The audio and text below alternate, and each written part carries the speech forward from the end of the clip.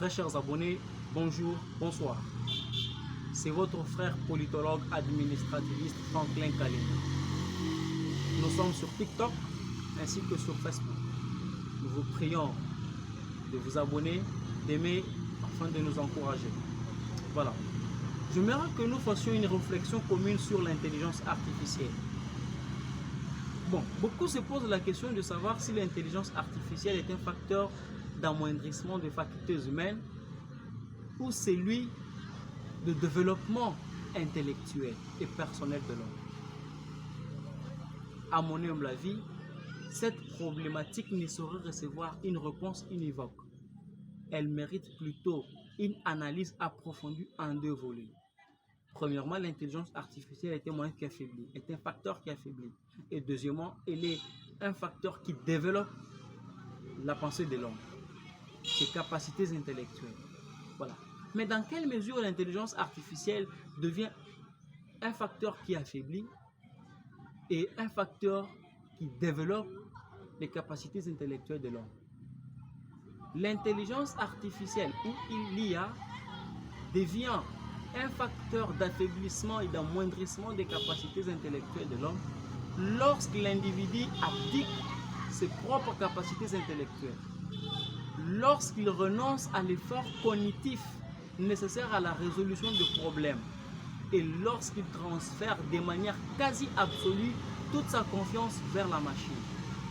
Donc, vous voyez qu'une telle dépendance engendre une atrophie progressive de l'esprit critique, de la créativité ainsi que de l'autonomie intellectuelle.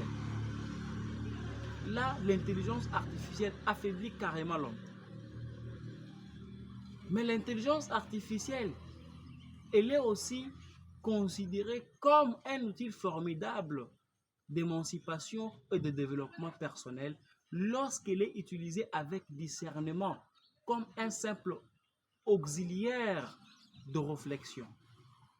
Dans ce sens, dans ces cas, l'intelligence artificielle permet à l'homme d'approfondir ses connaissances.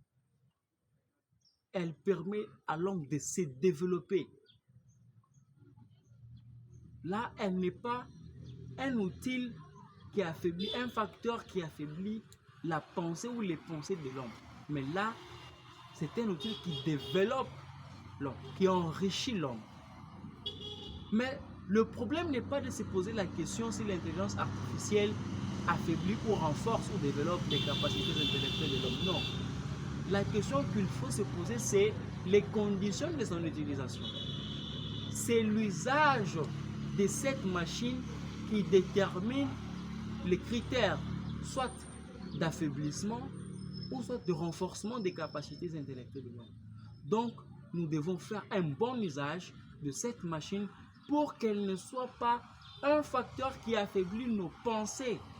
Parce que si nous l'utilisons pour affaiblir nos pensées, je ne crois pas que nous allons résoudre un problème quelconque avec notre tête, avec juste notre réflexion. Car nous voyons beaucoup d'étudiants aujourd'hui, à chaque petite question, à chaque petit problème, il faut toujours recourir à l'intelligence artificielle, en oubliant que nous avons nos capacités intellectuelles. Et là, c'est la perte de la connaissance en soi. Lorsque nous avons perdu la connaissance en soi, nous ne pouvons plus rien faire. Tout est détruit. Voilà. C'est ainsi que je vous demande, faisons un bon usage de cette machine. Qu'elle ne soit pas un facteur qui nous affaiblit dans notre réflexion, mais qu'elle soit un facteur qui approfondit notre connaissance, qui nous permet de nous former nous-mêmes, l'auto-formation.